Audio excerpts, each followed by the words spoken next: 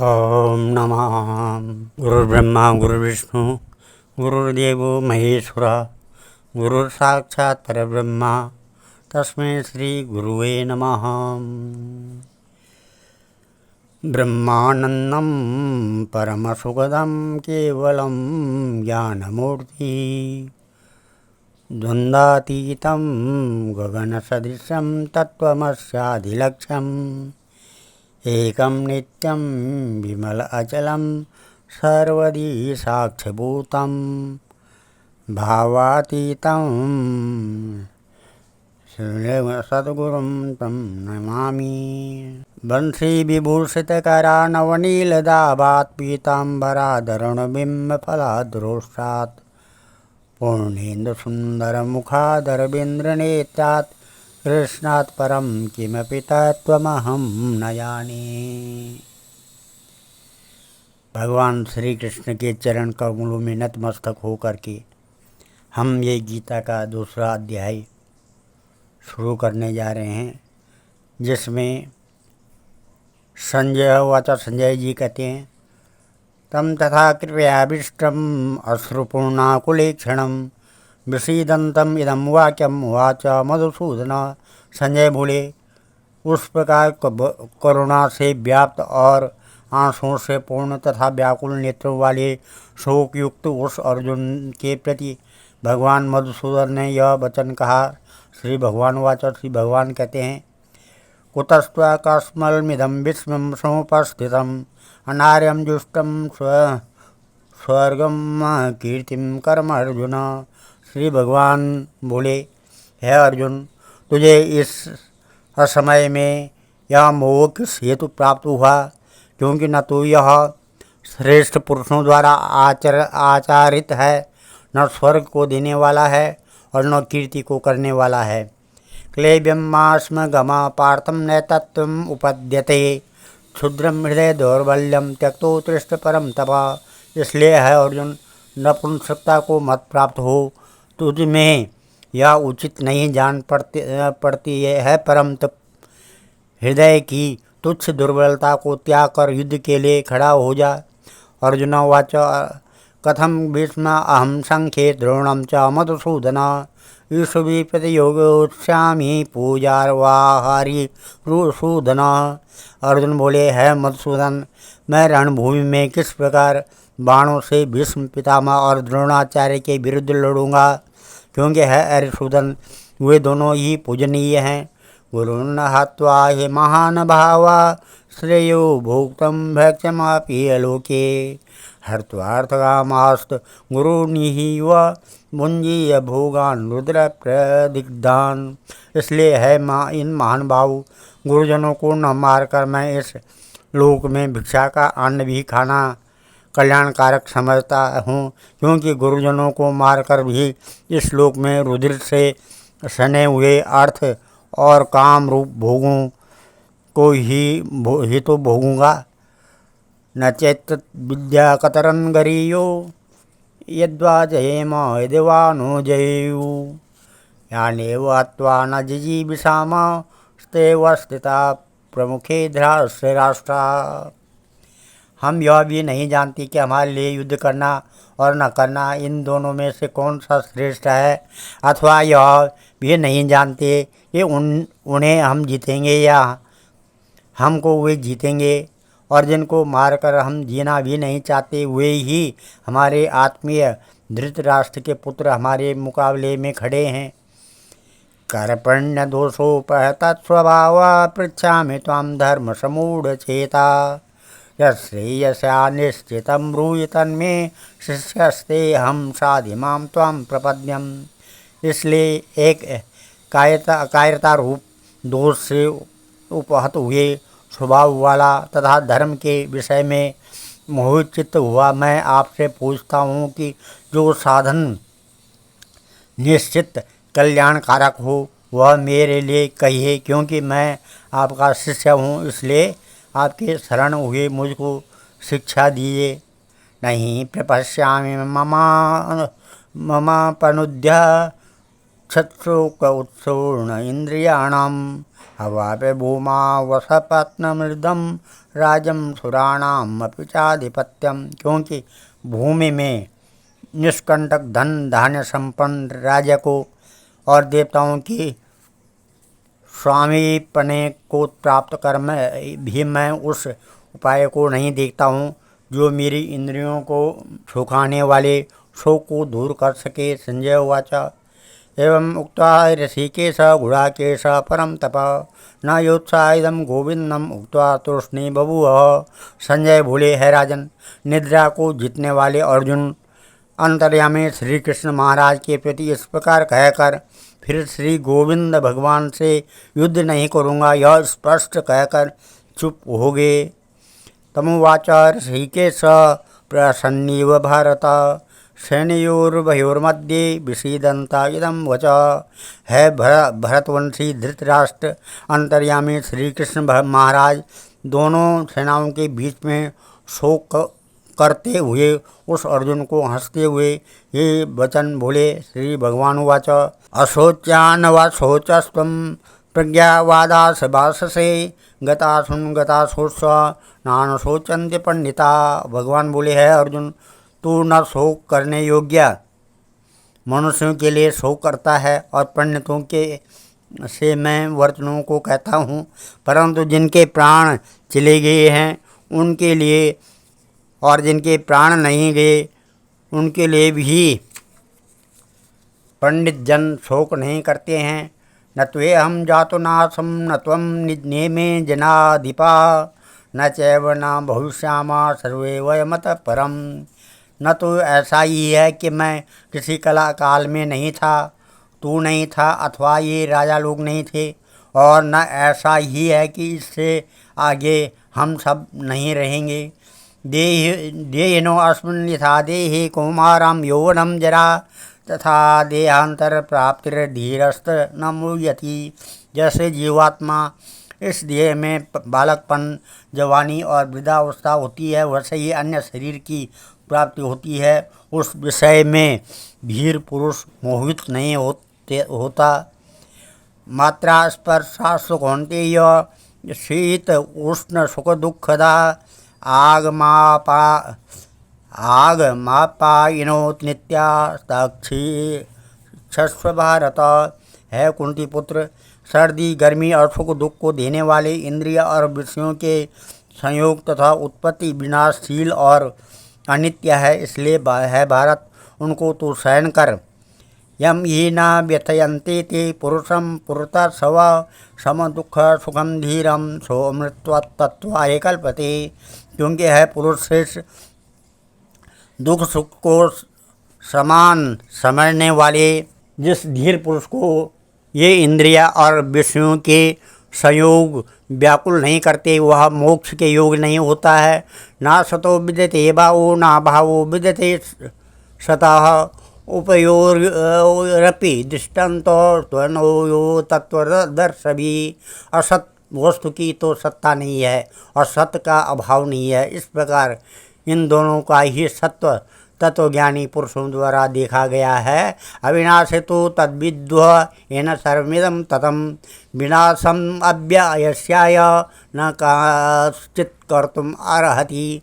नाश्रित तो तू उसको जान जिससे यह संपूर्ण जगत दृश्य वर्ग प्राप्त है। इस अविनाशी का विनाश करने में कोई भी समर्थ नहीं है। अंतवंता इमे देहा नित्या सुक्ता शरीरिण अनाशिन अप्रमेयस्य तस्माद् उद्युद्धस्व भारत। इस नाश रहित अप्रमेय नित्य स्वरूप जीवात्मा के सब शरीर नाशवान कहे ही गए हैं।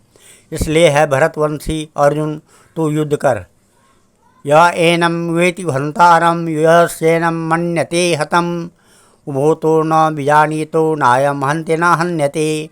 जो इस आत्मा को मारने वाला समझता है तथा जो इसको मरा मानता है वे दोनों ही नहीं जानते। क्योंकि यह आत्मा वास्तव में न तो किसी को मारता है न किसी के द्वारा मारा जाता है। न जायते मृते व कदाचित नायम भूता भाविता व न भूय। अजो नित्या शास्तोऽयं पुराण न हन्यते हन्यमाने शरीरे। यह आत्मा किसी काल में भी न तो जन्म लेता है और न मरता है, तथा न यह उत्पन्न होकर फिर होने वाला ही है, क्योंकि यह अजन्मा, नित्य, सनातन और पुरातन है। शरीर के मारे जाने पर यह नहीं मारा जाता है। वेदा विनाशिनम नित्यम यो एनम जम अव्ययम कथम स पुरुष पार्थ कम घातयत्यहंतिकम। है पृथा पुत्र अर्जुन, जो पुरुष इस आत्मा को नाश रहित, नित्य, अजन्मा और अव्यय जानता है, वह पुरुष कैसे किसको मरवाता है और कैसे किसको मारता है।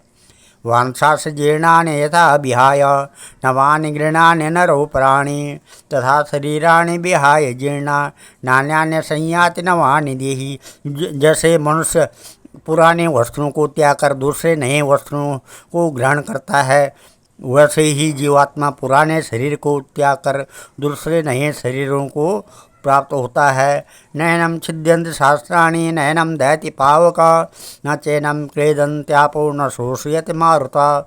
इस आत्मा को शस्त्र नहीं काट सकते, इसको आग नहीं जला सकती, इसको जल नहीं गला सकता है और वायु नहीं सुखा सकता है। अच्छेद्योयम दह्योयम क्लेद्यो शोष्य एव च नित्य सर्वतः शाणुर अचलोयम सनातन।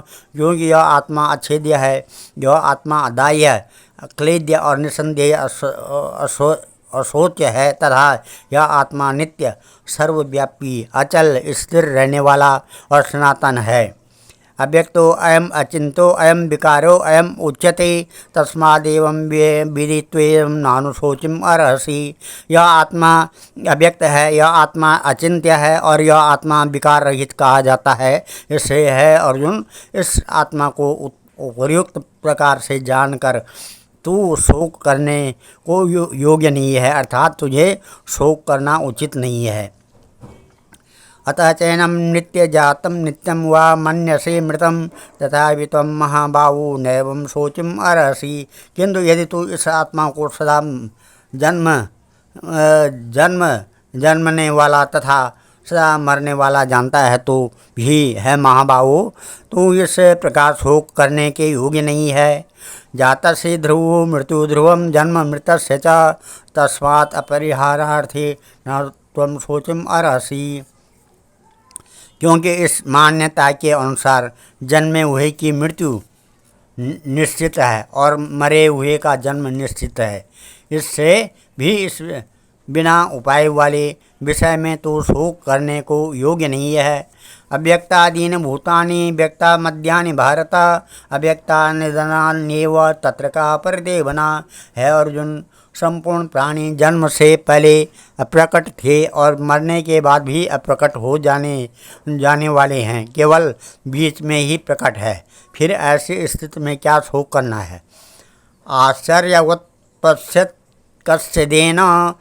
कस्यदेनम आश्चर्यं बद्धवती तथैव चान्ये आश्चर्यवच्चेन मन्य शृणोति श्रुत्वा त्वेनं वेद न चैव कश्चित्। कोई एक महापुरुष ही आत्मा को आश्चर्य की भांति देखता है और वैसे ही दूसरा कोई महापुरुष ही इसके तत्व का आश्चर्य की भांति वर्णन करता है, तथा दूसरा कोई अधिकारी पुरुष ही इसे आश्चर्य की भांति सुनता है और कोई तो सुनकर भी इसको नहीं जानता है। देहि नित्यम अबद्यूयम देहे सर्वस्व भारत तस्मात् सर्वाणि भूतानि न त्वं शोचिम अर्हसि। है अर्जुन, यह आत्मा सबके शरीर में सदा ही अवध्य है, इस कारण संपूर्ण प्राणियों के लिए तू शोक करने योग्य नहीं है। स्वधर्मपि चावीक्षा न विकिंपति अर्हसि धर्म्यादि युद्धात् श्रेयो अत्यच्छ क्षत्रियस्य न विद्यते। तथा अपने धर्म को देकर भी तू भय करने योग्य नहीं है, अर्थात तुझे भय नहीं करना चाहिए, क्योंकि क्षत्रिय के लिए धर्मयुक्त युद्ध से बढ़कर दूसरा कोई कल्याणकारी कर्तव्य नहीं है। यदृक्षया चोपपन्नम स्वर्गद्वारामवावृतम सुखिनः क्षत्रिया पार्थम लभन्ते युद्धमीदृशम्। है पार्थ, आप अपने आप प्राप्त हुए और खुले हुए स्वर्ग के द्वारा इस प्रकार से युद्ध को भाग्यवान क्षत्रिय लोग ही पाते हैं। अथ तत्त इमं धर्मं संग्रामं न करिष्यसि तथा स्वधर्म कीर्तिं च कृत्वा पापमवाप्यसि। किंतु यदि तू इस धर्मयुक्त युद्ध को नहीं करेगा तो स्वधर्म और कीर्ति को खोकर पाप को प्राप्त होगा। अकीर्ति चापि भूतानि कथयिष्यन्ति ते अव्ययम् संभावुत्तस्य च कीर्तिर्मरणादिरिच्यते। तथा सब लोग तेरी बहुत काल तक रहने वाली अब कीर्ति का भी कथन करेंगे और माननीय पुरुष के लिए अपकीर्ति मरण से भी बढ़कर है। भयाद्रणात् उत्परतं मर्ष्यन्ति त्वं महारथा येषां न त्वं बहुमतो भूत्वा यास्यासि लाघवम्। और जिनकी दृष्टि में तू पहले बहुत सम्मानित होकर सब लोकता को प्राप्त होगा, वे महारथी लोग तुझे भय के कारण युद्ध से हटा हुआ मानेंगे।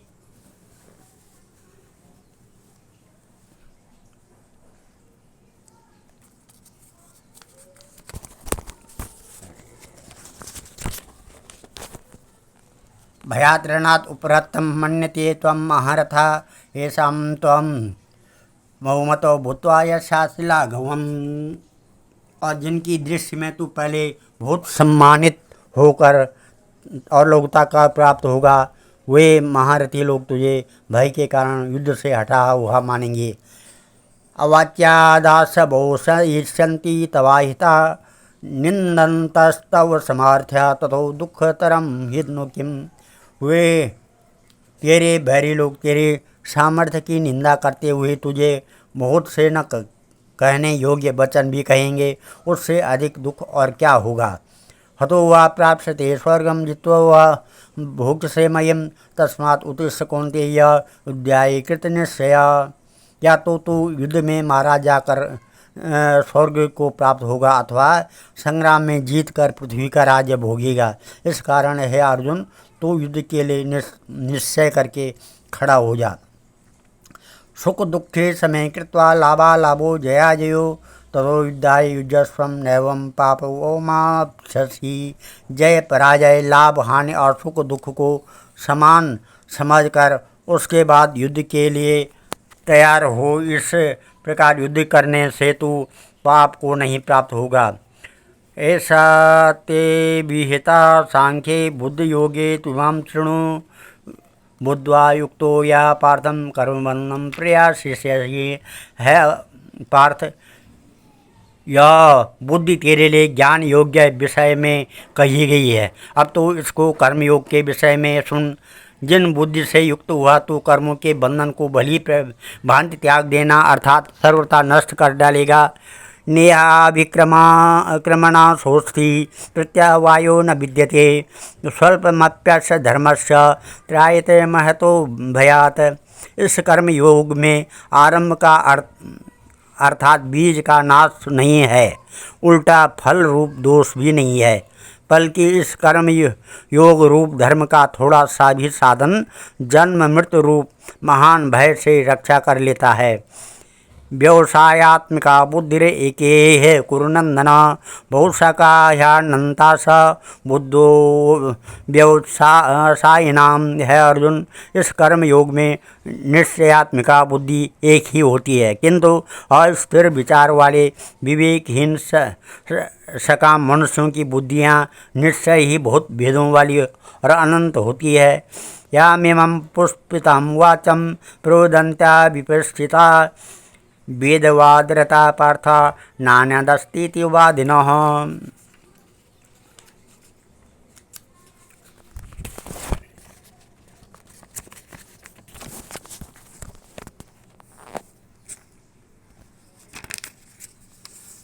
कामात्मा स्वर्गपरा जन्म कर्म फलप्रदां क्रिया विशेष बहुलां भोगे आश्चर्य गतिं प्रति भोगेश्वर्य प्रवक्तानां तया परिहित चेतसां व्योसात्मिका बुद्धि समादो न विधीयते।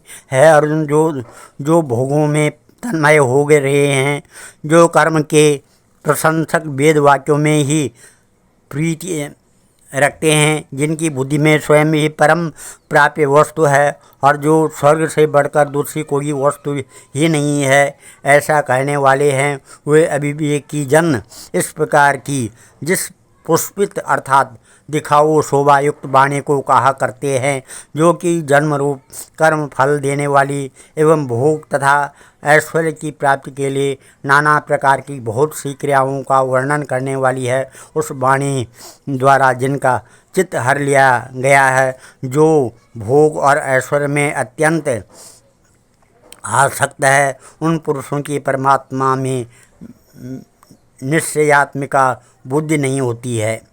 त्रैगुण्य विषया भेदा निस्त्रैगुण्य भवार्जुन, निर्द्वंदो नित्य सत्वस्थो निर्योग क्षेम आत्मवान। है अर्जुन, वेद उपर्युक्त प्रकार से तीनों गुणों के काय रूप समस्त भोगों तथा उनके साधनों का प्रतिपादन करने वाली है, इसलिए तो उन भोगों एवं उनके साधनों में आसक्तिहीन, हर्ष शोक आदि द्वंद्वों से रहित नित्य वस्तु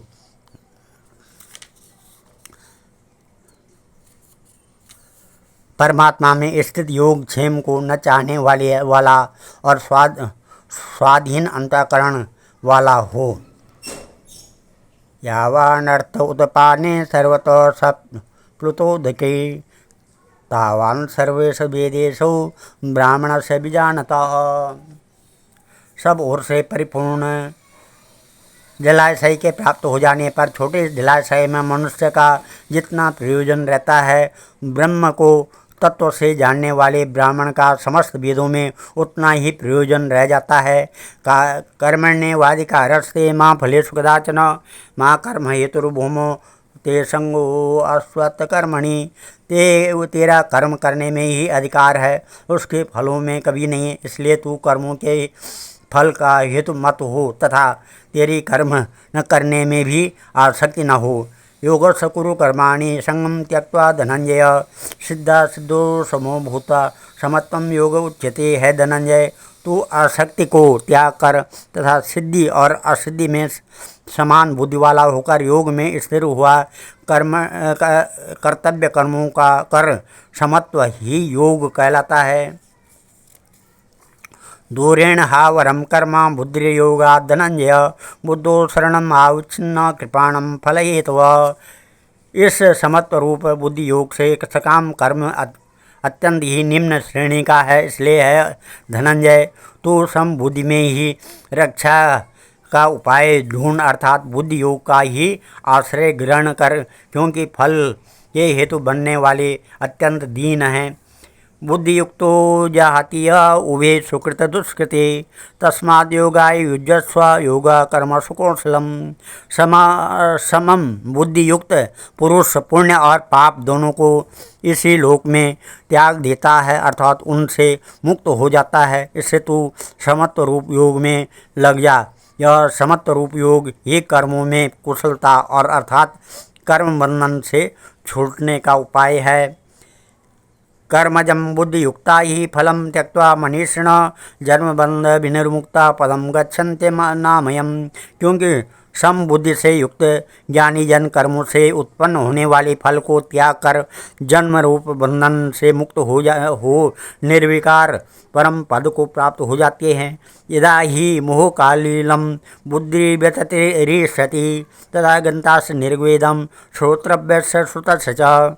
जिस काल में तेरी बुद्धि मोह रूप दल को भली भांति पार कर जाएगा, उस समय तू सुने हुए और सुनने में आने वाली इस लोक और परलोक संबंधी सभी भोगों से वैराग्य को प्राप्त हो जाएगा। श्रुति विप्र प्रतिपन्ना ते यथा स्थासते निश्चला, समाधावा चला बुद्धि सदा योगमवाप्यसि।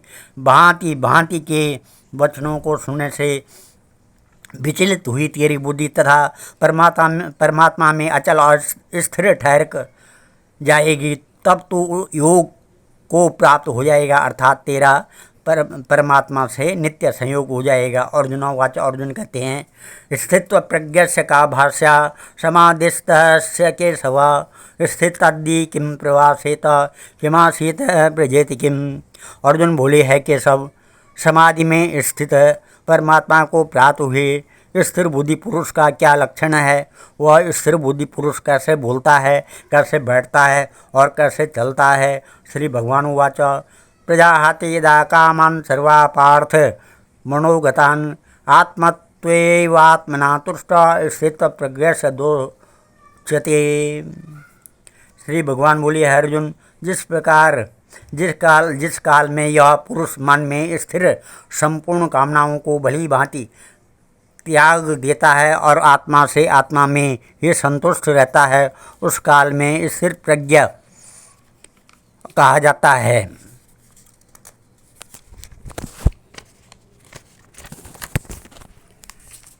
दुखे स्वनुद्विमग्नानां सुखेन विगता स्प्रिया वीतराग भय क्रोध स्थिति धीर मुनिरुच्यते।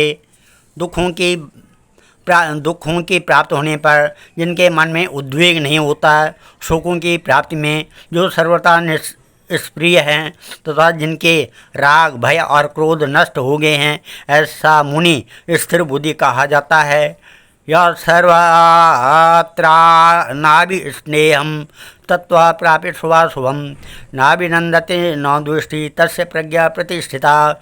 जो पुरुष सर्वत्र स्नेह रहित हुआ उस शुभ या अशुभ वस्तु को प्राप्त होकर न प्रसन्न होता है और न द्वेष करता है, उसकी बुद्धि स्थिर है। यदा संहरते चायं कुर्मो अंगानीव सर्वसा इंद्रियाणि इंद्रियार्थे व्यस्तस्य प्रज्ञा प्रतिष्ठिता। और कछुआ सब ओर से अपने अंगों को जैसे समेट लेता है, वैसे जब वह पुरुष इंद्रियों की विषयों से इंद्रियों को सब प्रकार से हटा देता है, तब उसकी बुद्धि स्थिर है, ऐसा समझना चाहिए। विषया विनय वर्तन्ते निराहारस देहिना रसवर्जम रसोप्याप्याप्यस्य परम दृष्ट्वा निवर्तते। इंद्रियों के द्वारा विषयों को ग्रहण न करने वाले पुरुष के भी केवल विषय तो निवृत्त हो जाते हैं, परंतु उनमें रहने वाली आसक्ति निवृत्त नहीं होती है। इस स्थिर प्रज्ञ पुरुष की तो आसक्ति भी परमात्मा का साक्षात्कार करके निवृत्त हो जाती है।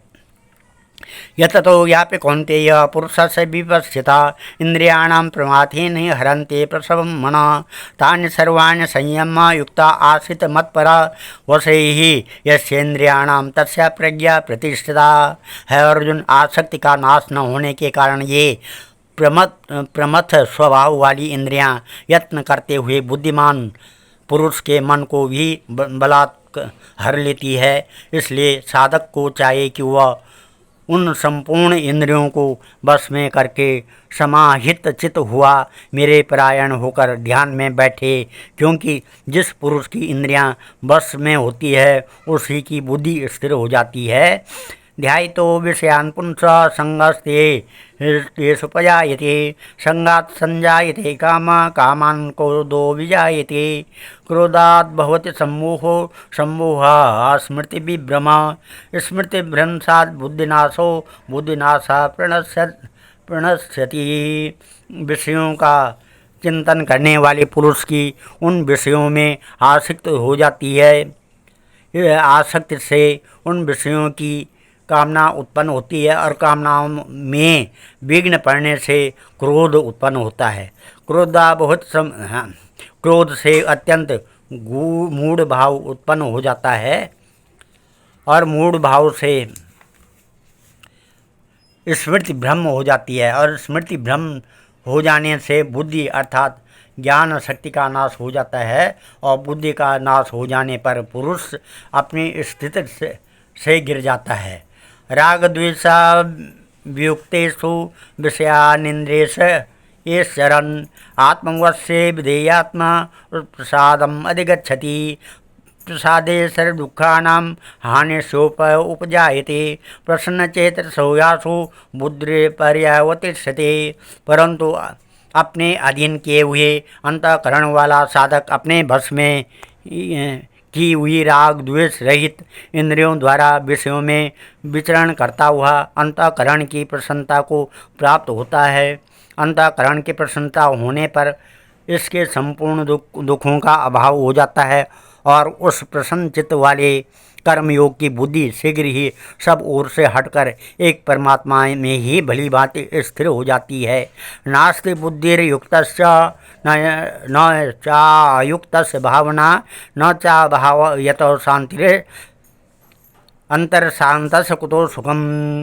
न जीते हुए मन और इंद्रियों वाले पुरुष में निश्चयात्मिका बुद्धि नहीं होती है और उस अयुक्त मनुष्य के अंतःकरण में भावना भी नहीं होती है तथा भावहीन मनुष्य को शांति नहीं मिलती है और शांति रहित मनुष्य को सुख कैसे मिलता है। इंद्रियाणाम ये चरतम यन्मनो अनुविधीयते यदस्य हरति प्रज्ञं वायुर्नामि वाम्भसि तस्मादस्य महाबाहो निगृहीतानि सर्वसा इंद्रियाणि इंद्रियार्थे व्यस्तस्य प्रज्ञा प्रतिष्ठिता। क्योंकि जैसे जल में चलने वाले नाव को वायु हर लेती है वैसे ही विषयों में विचरती हुई इंद्रियों में से मन जिस इंद्रिय के साथ रहता है वह एक ही इंद्रिय इस अयुक्त पुरुष की बुद्धि को हर लेती है। इसलिए है माँ भाऊ जिस पुरुष की इंद्रियों के विषयों से सब प्रकार निग्रह की हुई है उसी की बुद्धि स्थिर है। यो निशा सर्वभूतानां तस्या जागृते संयमी यस्यां जागृति भूतानि सा निशा पश्यतो मुने। संपूर्ण प्राणियों के लिए जो रात्रि के समान है उस नित्य ज्ञान स्वरूप परमानंद की प्राप्ति में स्थिर प्रज्ञ योगी जागता है और जिस प्रकार नाशवान सांसारिक सुख की प्राप्ति में सब प्राणी जागते हैं परमात्मा के तत्व को जानने वाली मुनि के लिए वह रात्रि के समान है। आपूर्यमाणाम अचल प्रतिष्ठम समुद्रमापा प्रविशन्ति यद्वत् कामाया प्रविशन्ति सर्वे न शान्ति प्रोति न काम कामिः।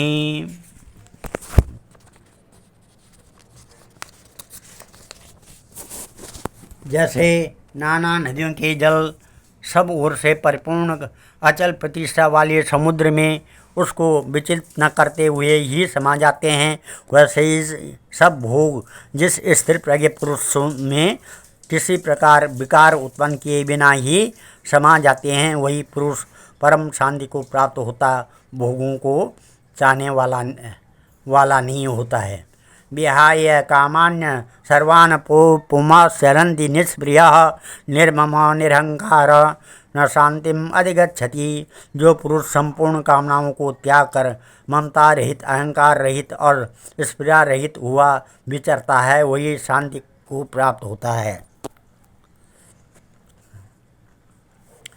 ऐसा ब्राह्मी स्थिता पार्थनेनं प्राप्य विमुह्यति स्थित्वा श्यामंत कालेपि ब्रह्म निर्वाणमिच्छसि। है अर्जुन यह ब्रह्म को प्राप्त हुए पुरुष की स्थिति है। इसको प्राप्त होकर ये योगी कभी मोहित नहीं होता है और अंतः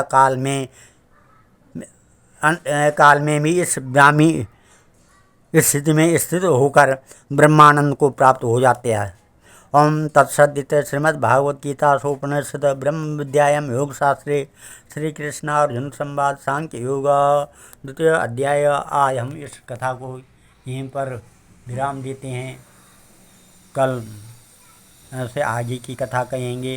ओम नमः सर्वे भवन्तु सुखिनः सर्वे सन्तु निरामया सर्वे भद्राणि पश्यन्तु मां कश्चित् दुःखभाग् भवेत्। धन्यवाद।